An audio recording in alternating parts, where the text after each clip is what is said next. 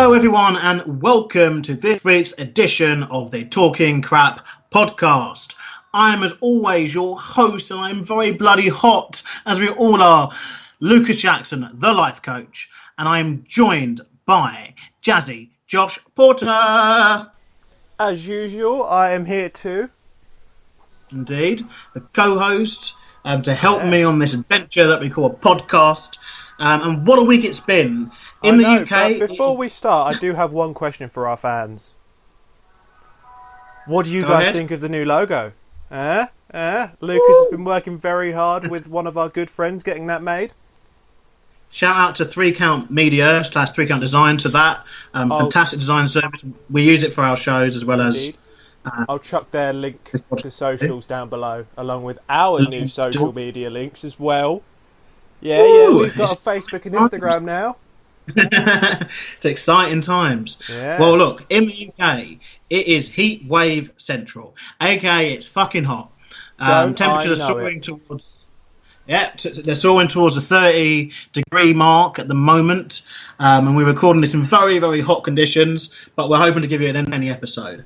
I opted not to record in my shed today because it's bloody boiling in there. That's a shame because, like I said, we have. Yeah. You have to mention the shed.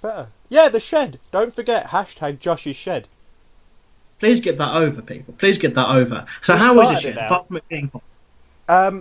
A mess, a little bit, because obviously where I redecorated my bedroom as well, the old bed was in there. So it's a bit of a mess, but it's being tidied up. That's good. It's a sauna. We may have has built a sauna. Well, once it's fixed and up and running, please take pictures, and we'll put them up on the channel. I'll one up you there, Lucas. I will do a personal vlog / virtual tour of the shed. Please, we need to get this over. It's very important. There's nothing else on at the moment, so we need to get this over. There's no other entertaining things at the moment other than the shed. Right, Josh. Let's get cracked on.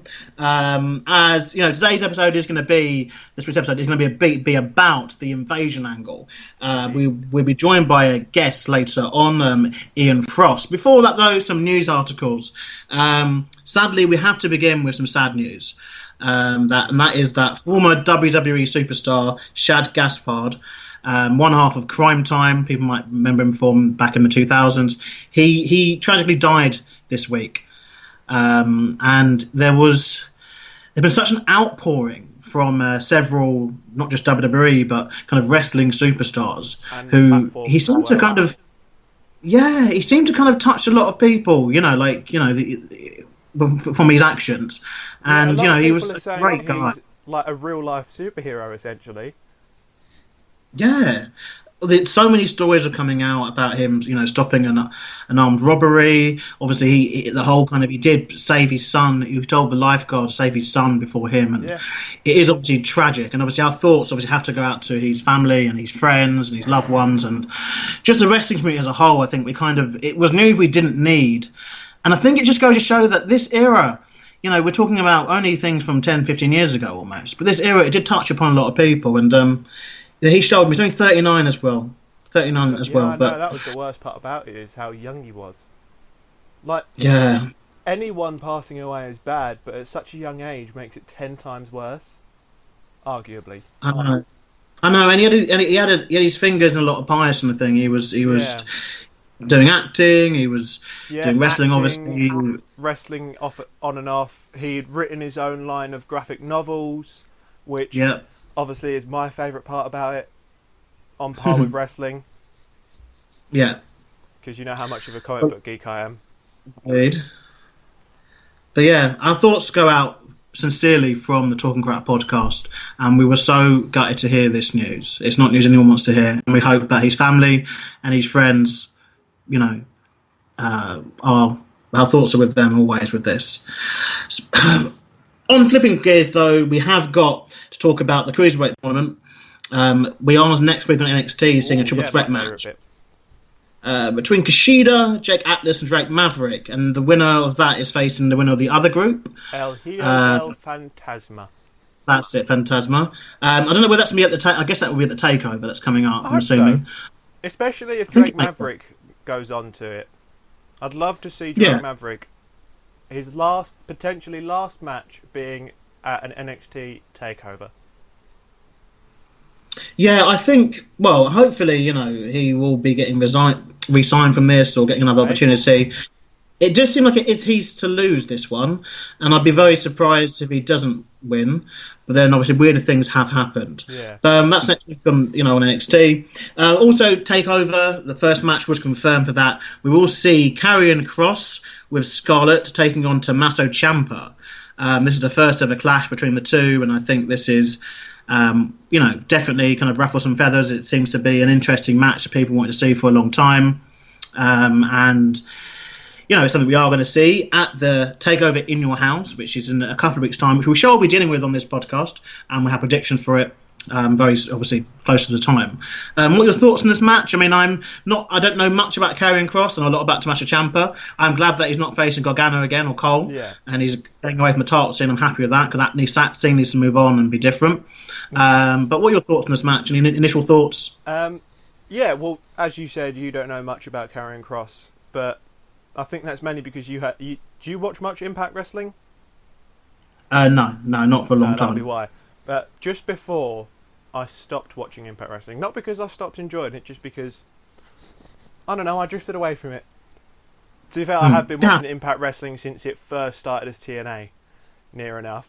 At one point, you were the only fan at one point. Yeah, I was their only fan. I stuck with him through thick and thin, but it's gotten to the point where I don't like it anymore. But yeah, so back when he was in Impact Wrestling, and Scarlett actually, because Scarlett Bordeaux debuted in Impact Wrestling, I believe, before Killer Kross did, which was his name in Impact Wrestling. But they weren't a pairing then. They were together, but they weren't a pairing. So they're a real life couple then? Yes, they are a real life couple. Makes sense. A lot of people thought that she was married to someone else, which I think she was, but obviously not anymore. But yeah, so I would very much like to see the same. He's giving off the same vibe that he did in Impact Wrestling. This kind of creepy, powerful guy that, although he's just this big, monstrous guy, he can still out wrestle you. I'm really hoping they bring that vibe back. It seems to be a common theme, though, doesn't it? With these bigger guys.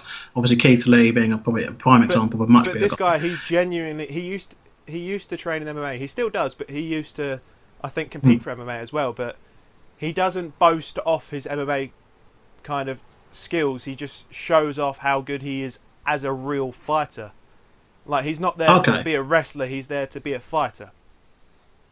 Yeah, well, look, I think it's an interesting one, and I think it's something different, something new, and it's what NXT's needed for a long time. And obviously, as the weeks go on, we'll probably see some more interaction between the two, potentially tag matches or whatever, and that is coming up very, very soon. Yeah. So with before we move on, to every single mark listening, if either of those guys lose, do not assume they've been buried. They just lost. It's one thing that this does happens my head quite often. It happens quite often. Oh my and it God, is he's lost. He's been buried. It's pro wrestling. Someone has to win, someone has to lose. Exactly. And like we said, I'm looking forward to seeing how that develops, and it's something that's not involved in the title, and hopefully we'll get some news on that very, very soon. Yeah. However, it's now time. Good matches like that. Yeah, I think it'll be entertaining.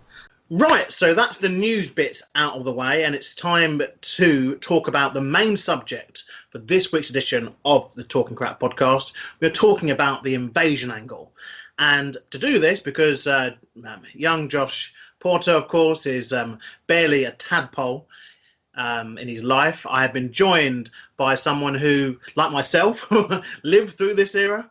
I'm joined by former DKW Chaos Champion, Ian Frost. Good afternoon. Hello, Ian. So, obviously, Ian, me and you, we've been fans of the business for a long time of wrestling, and the invasion angle was kind of the pinnacle for, anyone who watched wrestling in the 90s, I'd say. And obviously, we're going to start with just refreshing people. The invasion angle was kind of the pinnacle of the Monday Night War on that war saga that went on throughout the 90s. And if people get a chance to watch that on the network, that series on the network, highly recommend it. But, it was a really, really big deal. And it kind of, obviously, we're almost 20 years on now from it. I can't believe that. But almost 20 years on from the invasion angle happening in 2001. And there was a lot of, I think the problem with the invasion angle, I feel, is that there was a lot of promise with this, because we thought we was going to see, Hogan go against Stone Cold. We thought we were going to see Sting and The Undertaker. But obviously what we got was very, very different. So Ian, as a fan kind of growing up, like, what were your kind of dream matches that you would have wanted to see in this invasion angle if it had happened? I mean, and you had free will, let's say. The only one that I ever thought about when I was, because obviously back over here, was what was called the Friday Night War. Yeah. On a Friday, you had TNT, 9 o'clock Nitro, and an hour later, Raw started on Sky. Yeah. The only one that really stuck out was Goldberg versus Austin. Oh, yeah, that's another those were the two guys for their respective companies. Yeah, this is an interesting factor, because, I mean, obviously, I mentioned, obviously, those ones there. We're talking about Hogan. Obviously, Hogan is, to a lot of people, still a WWE guy, despite, obviously, he made a lot of money in WCW and did a lot. But, obviously, at the time of kind of the booking, it would have felt very weird him being on WWF's team, I think, obviously, if he was to have that. But Goldberg and Austin, definitely, because Goldberg obviously was one of the, we spoke about him a few weeks ago on Talking Crap, and he's one of the, obviously, the most definable figures, I guess, of WCW. I mean, one I thought about quite a lot as well, Sting and Undertaker, and obviously I think this is one which keep kind of popping up, because Undertaker is obviously still active as a wrestler, believe it or not. But Sting and Undertaker, that would have been a big one, I think. Or being able to see the Harlem Heat join the tag division, that could have been quite interesting. But as obviously it went on, like, it became quite apparent that the WWF were going to purchase their competition, and they did so. And I still remember this very, very, very vividly, the Nitro Raw simulcast, and it's quite a kind of feat, really, because it's almost 20 years ago, and obviously at the moment, with the situation in the world, we're dealing with, obviously, a lot of television having to be done via kind of video conferences and that. But 20 years ago, they managed to do a simulcast, and it for me anyway, it was a true end of an era, like having those two shows, like you said, Ian touched upon, having the Friday Night War. And I think I don't know if WCW was still on at the end in the UK. I don't remember this. I remember flicking from Raw to Nitro to watch the simulcast on Nitro. Oh, okay. Yeah, I was unaware. That's good information. But I think the Nitro Raw simulcast, that was the kind of last ditch, because obviously we can talk a lot about what WCW were planning to do with a Big Bang pay-per-view and resetting, but it didn't happen. And we're at the stage where the WWF have won. They had purchased ECW, I think, earlier in the year, I believe. And, but that kind of went a bit more quieter. And they'd obviously incorporated people like Rhino and Spike Dudley into storylines on the main roster. But we're at the stage where, in my opinion, it's still one of the most entertaining moments, in the history of Raw, I think. Kind of seeing that end, even though it had, the mark of the McMahons written all over it, seeing in the end, I now own the name on the, what was it? The name on the contract says McMahon, Shane McMahon, as it's still very entertaining to me. But, I mean, did that feel almost like it was part of the kind of McMahon family feud still? Like, it wasn't its own thing, would you say, Ian? I think the idea originally wasn't that, but it ended up being like that because they didn't get the big marquee names. Yeah. If they have got the top guys, then we would have had a proper angle. But I think because they didn't get them, they had to go with their with that to keep it going. Yeah, I think so too. I mean, Josh, what would be your thoughts kind of on this initial? I know obviously you're a younger fan, but I guess maybe the time to watch it on the network or whatever. But at that time, like, what would what would have been your thoughts at the time, like when you around the simulcast? Like, do you think that was them continuing the McMahon feud, or was it something else? Or your thoughts? I think they were trying to merge the two feuds together, is what it appeared to be for me. Because obviously earlier on in the year, Stephanie McMahon had purchased ECW. Yeah. And then later on, Shane McMahon goes along to purchase WCW, again under Vince's nose. So it's one of those things where it seems like they were attempting to merge it, but just didn't quite get there. If that makes any form of sense. Yeah. No, it does. I mean, it was also a very, very busy week for the WWF as well, because they had WrestleMania literally days away. Yeah, days away, and the ink was, still drying on the WCW deal, and I don't know how true this is, but I've heard this, and it gets brought up quite a lot. But I mean, apparently Sean Stasiak, he went on a radio show the week of WrestleMania, and one of the kind of like Timbuktu kind of radio stations, but it was picked up upon by a few different wrestling reporters, and they stated that he basically admitted, he basically revealed the storyline that the WCW wrestlers were going to invade the main event of WrestleMania 17. Again, we don't know how true this is, but Sean Stasiak's kind of treatment by the company after this wasn't necessarily the best, and he was given various crap gimmick after crap gimmick, and then left the company, I think, a year or two later, pretty much via the back door. But I asked it to both of you, but for Ian first, do you feel they missed a trick here by not having the angle start at WrestleMania? I know obviously Austin and The Rock was kind of like the pinnacle, ultimate main event, but do you think WCW involvement would have maybe helped the angle? You're looking at the angle, more so than the card here. It probably would have helped the angle, but it would have hurt the card. Yeah.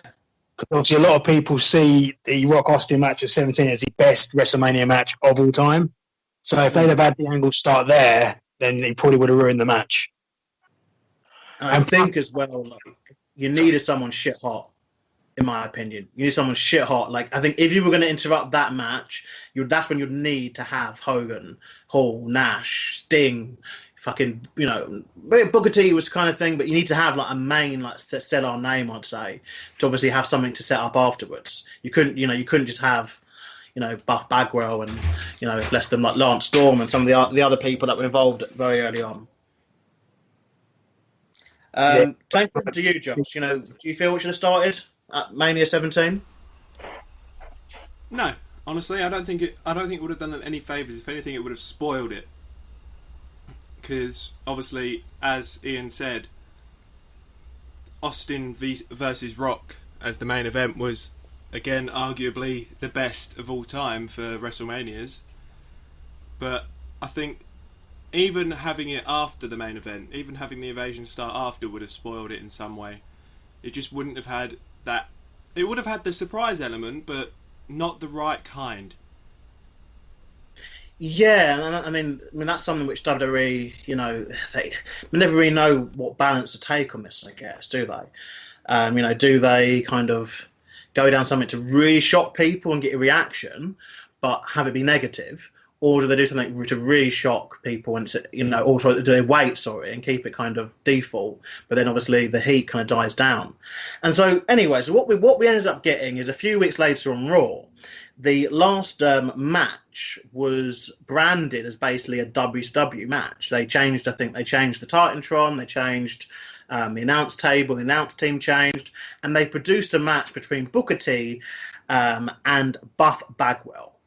And I think this is where we said that very early on. So our dream matches, we mentioned obviously Hogan and Stone Cold. We mentioned Goldberg and Stone Cold 2. But what we ended up getting was Buff Bagwell and Booker T, which I don't think was a fair trade. I think this is some foreshadowing for it. And this absolutely flopped, big time. And I don't know, did you watch the episode of Raw, Ian? The one with Booker T and Buff Bagwell main eventing? Yeah, I think I remember it. I also remember the match being terrible. Yeah, it wasn't the best moment of either, guys. I mean, Buff Bagwell just wasn't the main event material. And this, to me, actually answers a lot of the problems with WCW in the last couple of years. They didn't have a lot of main event guys, or guys that could hold a candle to what we were seeing already in the WWF. And I feel as well that they then incorporated ECW into it, and I think that kind of got it an initial boost. And obviously, someone who I think benefited quite a lot from this was RVD, who obviously rode a wave of popularity, or that is really, I think, really just really, really high. RVD, and he was kind of like the saving grace, I'd say, for the Alliance. Which, so the Invasion turned into basically the Alliance. So there was ECW stars, WCW stars, and they were led by Stone Cold Steve Austin. And we must mention this because it's so crucial, because Stone Cold, for many is one of the faces of WWF or WWE over the years. So to you, Ian, and for both of you, but do you feel that Stone Cold being the face of it was the right thing to do, or was it the wrong thing to do? It made no sense to me, because everyone knew how much Austin hated WCW. Yeah, he didn't try and hide it at all. His promos in ECW were famous for mocking Flair, Bischoff, Hogan. So the rest of the world knew he hated them. Yeah, he joined them because they had no one. They had no marquee talent to lead them. So that was the only reason, in my eyes. And even then, when I didn't know so much about the business as I know now, I could tell he was only there because they had no one. Yeah, to me it felt wrong. Same question to you, Josh. Was it right for Austin to be involved as the leader of the Alliance? I don't know. I'm going to go ahead and say no, because actually it's a really hard question for me. Because obviously I don't know anywhere near as much of the Invasion angle as the two of you do, but when it comes to Austin suddenly switching to the dark side, shall we say, and joining up with the Alliance, I'd say it helped. It gave the Alliance that little boost they needed in the fans' eyes, but it also kind of spoiled the entire thing for me, having this major switch up in the force. It's Star Wars now. Well, I said dark side. I couldn't not carry on the puns. It's true. I mean, Stone Cold, he was also the WWF champion, which I think gave the Alliance a lot of weight in this, because obviously that, obviously nowadays we have a lot of titles, in WWE and in the world in general, but back then it was, you had a few titles, and the main one was now the WWF Championship. They brought in the WCW Championship, and it was very odd because they had it on Booker T, and obviously five time, and much love for Booker T, but he wasn't the seasoned performer that he would become in later years. At that point, and then they had it obviously on Chris Jericho and The Rock. He came back because that was what interesting too, because obviously The Rock, he left to film Scorpion King, I believe, and it was pretty much when he returned, it's kind of the last kind of full-time run he's done in the company, which is baffling to think that The Rock, almost 20 years ago, was about to embark on his last kind of full-time run as a WWF wrestler. And so, do you think maybe they were pushed into it because The Rock had left for a few months too? And, this angle, they needed obviously to have some heat on it. But for me, it always felt very much like the Alliance got booed, but Stone Cold got cheered. Even if Stone Cold went up against, the WWF, Stone Cold still got cheered. That pop kind of never went away. So now we're going to get into kind of, a question which is quite hard to answer, because obviously different people have had different successes with this. We'll start on the good side though. So first, to you, Ian, who do you think kind of the Invasion angle made either improved them or gave them a bigger platform, or just who do you think it benefited basically? Booker T for definite, and RVD. I think without this angle, we wouldn't have got anything like what we've got with Booker T. Because in my eyes, he's the only Alliance wrestler that went on to get any kind of success in WWF, WWE. And then maybe after that, RVD. But they must have seen something in Booker that we knew was there, because he spent most of his time in WCW as either a tag team wrestler or GI Bro. I mean, that gem. That they the platform to be Booker T, the Booker T that we now know and love as a Hall of Famer. Booker T is a gift that keeps on giving, the way I see it, and he gave a lot to the company. You're right. Over, I think he was in the W. He had a run of about 6 years after this. You know, a main event, pay-per-views, world champion, etc. And yeah, King of the Ring. And yeah, I'd agree definitely with both of those. I think two people it did benefit, in my opinion, was Edge and Chris Jericho. I think Edge needed. Edge became kind of. This is when I say he kind of was. He was. You know, in the mid card, but very much, you know, atop of the mid card, and it was very much clear that. Maybe not this year, but definitely within the next few years, this guy would be a star. And I think he got his IC title reign. Obviously, they ended the Edge and Christian team as well, and they had their feud. And I think this is where it kind of, for me, kind of going, okay, Edge is going to be someone important very soon. And Jericho, obviously, a bit post the invasion angle, but obviously when he did obviously eventually win the Undisputed Championship, I think as much as he felt a bit lower than some of those other guys, he was definitely higher than he would have been had the invasion angle not happened. What about you, Josh? I know it's harder for you to answer, but I mean, whether you agree with our picks or whatever, but is anyone else you think benefited from the invasion angle happening?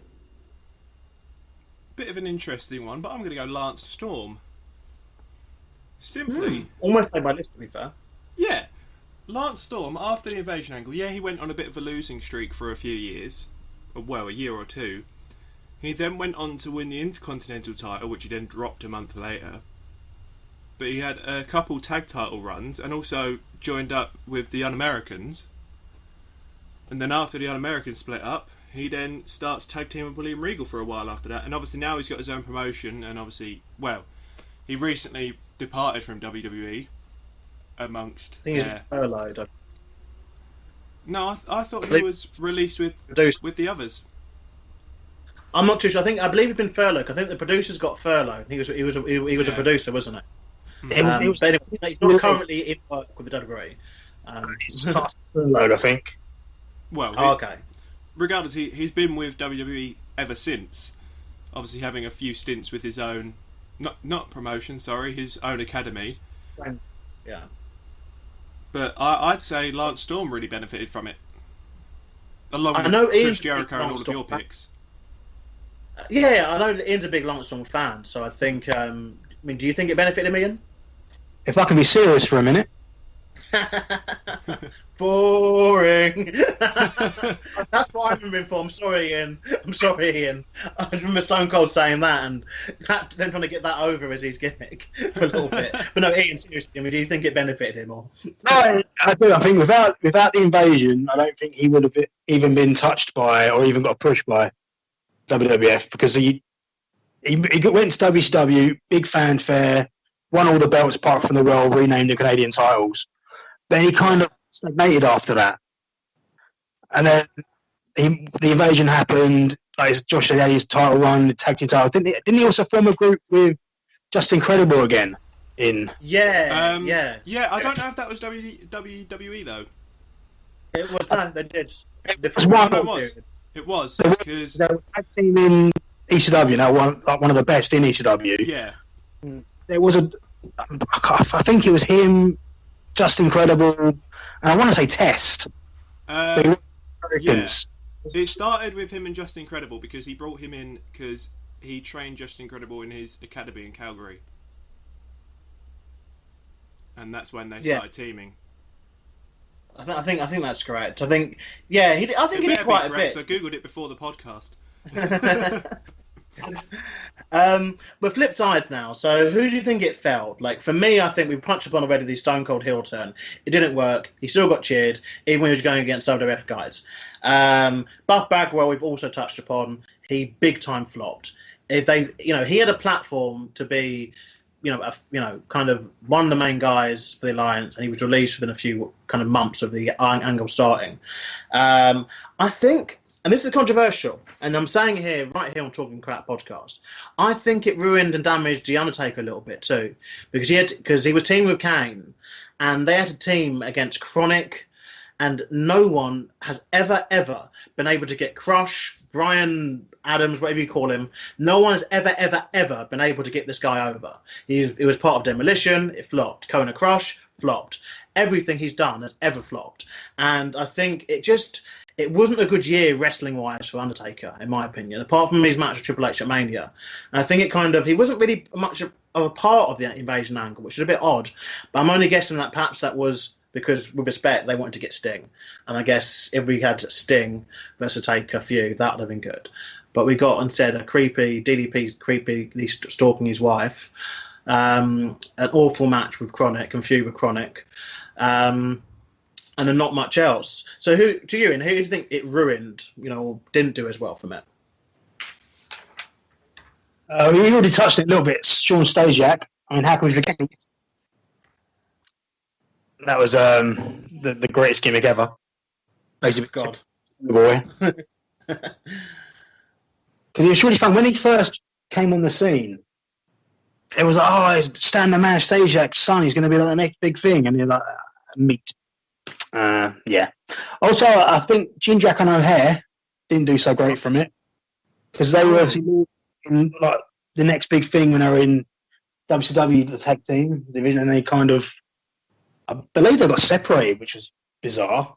In WWE. I think they were sent back down to developmental. I mean, a lot of Alliance stars got sent down to developmental, didn't they? Because I think it was one of those things where it showed that they were just not going to. Some of the lower card people just weren't going to get used. I mean, the cruiserweight, I think, suffered too because they didn't really start pushing the cruiserweight division till the next year, I'd argue, when they brought in obviously Rey Mysterio, and you had like Jamie Noble, and you had obviously Jerry was part of it too before, but so the cruiserweight probably suffered too. I know they were a big part of WCW. People often forget this. It wasn't just obviously the NWO and Sting and Goldberg. It was a big cruiserweight division, and some of the stuff we've got nowadays, we've got a lot to thank WCW for. Anyone else, Ian? So I forgot someone who benefited. I've got to often overlooked. Shane Helms. Oh yes, absolutely. Yeah, good choice actually. I mean, in WCW, he was obviously part of Free Count, Young Dragons, managed by Tank Abbott of all people.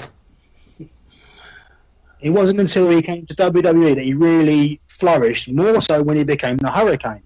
Yeah, and don't forget, he teamed up with Kane as the Hurricane and actually beat William Regal and Lance Storm for the tag belts. Yeah, that was next year, wasn't it, I think? Yeah, weird roundabout situation there.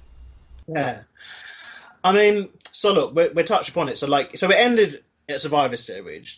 And to be fair, I think this was them admitting defeat because, this angle, in my opinion, should have been the biggest wrestling angle in the history because it was the pinnacle. It was three gunslingers of the 90s, all competing. It was, in movie terms, it'd be like Star Wars, Lord of the Rings meets Harry Potter. It's the biggest you can ever get. And it fizzled out within 6 months. And so with winner takes all Survivor Series match, and I just felt that, with three of the Alliance team being WWE members, Stone Cold, Kurt Angle, who had obviously joined, which was really odd because he was feuding with Stone Cold at the time, but then that got explained afterwards, and Shane McMahon. It was a very good match. And I remember still thinking it is a good match, but I think it was very much them kind of admitting defeat. Do you feel it could have gone longer, Ian?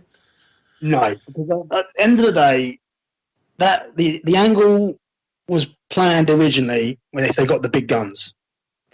They didn't get the guns, so they had to then draft in the WWE guys or F guys that jumped. So let's be honest, most of them jumped to WWF long before the demise of their respective companies.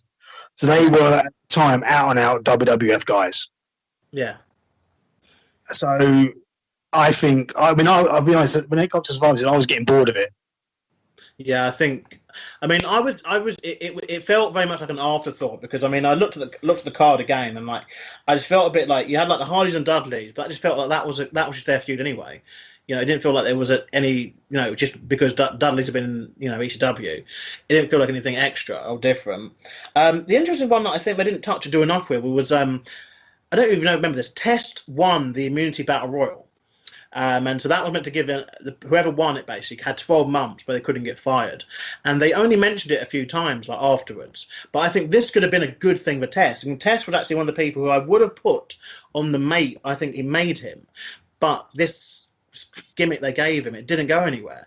I just think really they wanted to go all out. They could have done something more with it. But the whole card as a whole just felt very much like, it's just a card. And the main event, while it still holds some weight, I do recommend people to watch it because it's a very long match, as people know. It's very long. I think it's about 40 minutes. And there is obviously a lot of the kind of shenanigans that WWE love doing. But it's a very good match though. But that's how it ended. And so we're 6 months down the line and it's finished. And in my opinion, I think some of the better stuff kind of happened afterwards. You had Flair returning the next night. We got NWO the next year. Well, even though that flopped, but we got Hogan back, more importantly. And we got to see a match which wasn't necessarily the top dream match, but we got to see Hogan and The Rock, which, still to this day is one of the best kind of WrestleMania matches ever. Steiner and Nash came in to mixed success. That's putting it politely. Later on. And we got the brand split. So do you feel they should have maybe just waited? What do you think? I don't know, because isn't there, again, you're dealing with what ifs.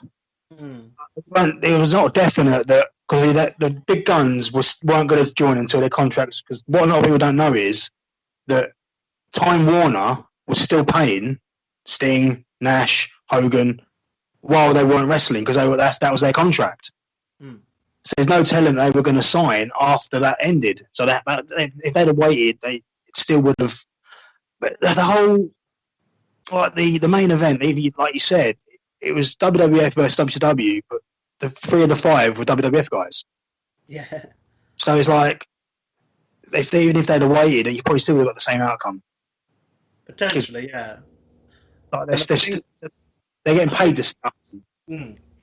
Yeah, I mean, I think as well, obviously Sting was very critical of, obviously, the treatment by WWE of WCW stars. And, I can see why he had that kind of thing. And it took him a long while, going through TNA, and then coming to WWE very late on, obviously, in his career.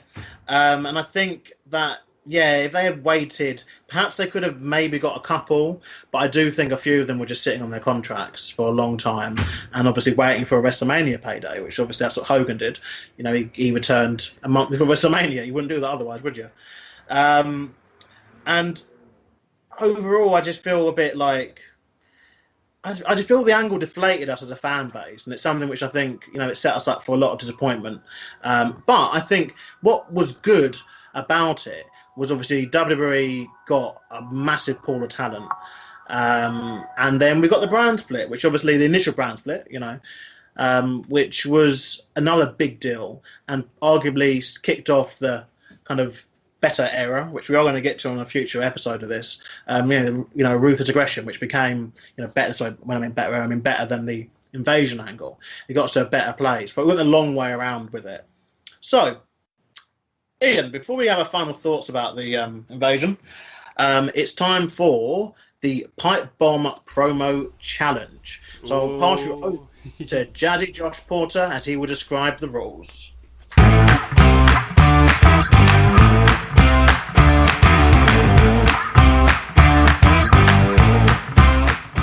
Okay, it's pretty simple, Ian.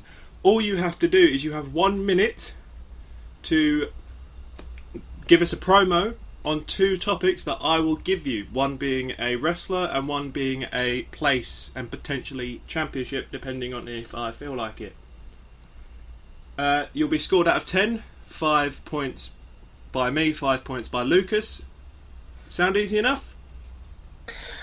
Now, you do realise that promos were never my strong point, even when I was a wrestler, and I've been inactive for a few months now, so... Everyone's been active for a few months.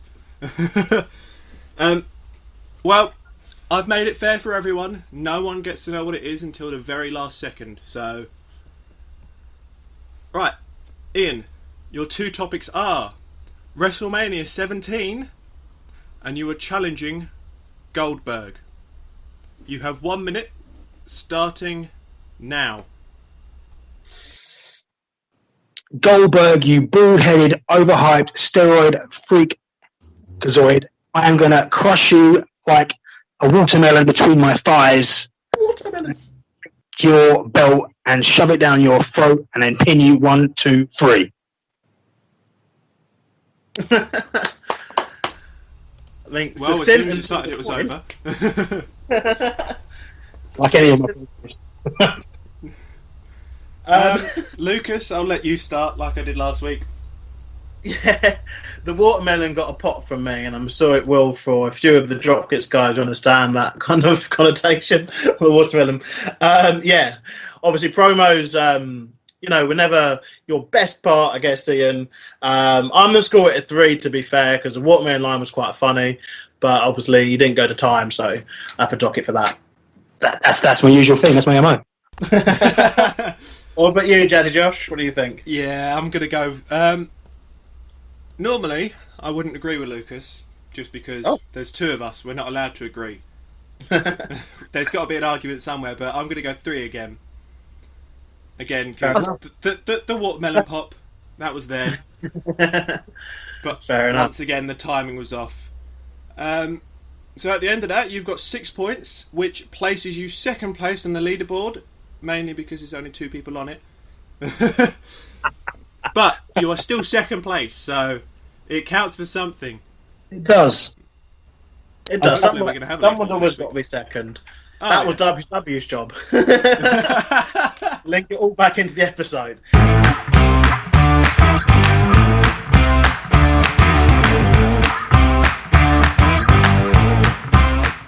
So I'm going to get a quick kind of 10 seconds from each of us. Did the invasion angle work? First to you, Ian. Did it work? No. In the long run, no. I mean, it established some stars, but I think without the big WCW names, it was always doomed to fail, really.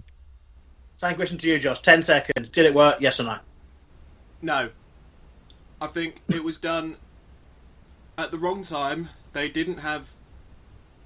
It was done too soon, close to WrestleMania, so I'm just going to go, no, it wasn't. It was done wrong. It definitely did them good, though. Okay. Right, yeah, my thoughts are quite similar. I think that it just didn't live up to its potential, which sadly we've come just too close to it, expecting it over the next kind of years. But it got the brand split, which I think is very important. That's something which we'll touch upon probably later on in the series. But thank you very much, Ian, for joining us to discuss some wrestling and talk some crap about the invasion angle. Obviously, we'd like to hear your thoughts too. Do you like the invasion angle? Do you not like it?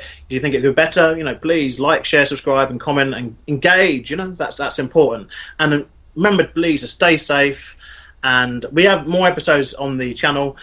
We are releasing new episodes every single week, and we are going to be talking about some interesting topics coming up. We got our AEW week coming up next week, where we do it 1 year on. We'll be doing episodes on the Diva era, which I think will be quite interesting for some of our female listeners and viewers. And, like I said, the Ruthless Aggression era. Until then, I have been Lucas Jackson. I've been joined by Jazzy Josh, and our guest was Ian Frost. This has been the Talking Crap podcast. Thank you very much. See you on the other side. This has been a Talking Crap podcast. Don't forget to like, share and subscribe. Comment down below your thoughts on recent episodes, and while you're here, why not check out the Science Behind Stupid YouTube channel. And don't forget to hit that bell to keep up to date with all our recent episodes.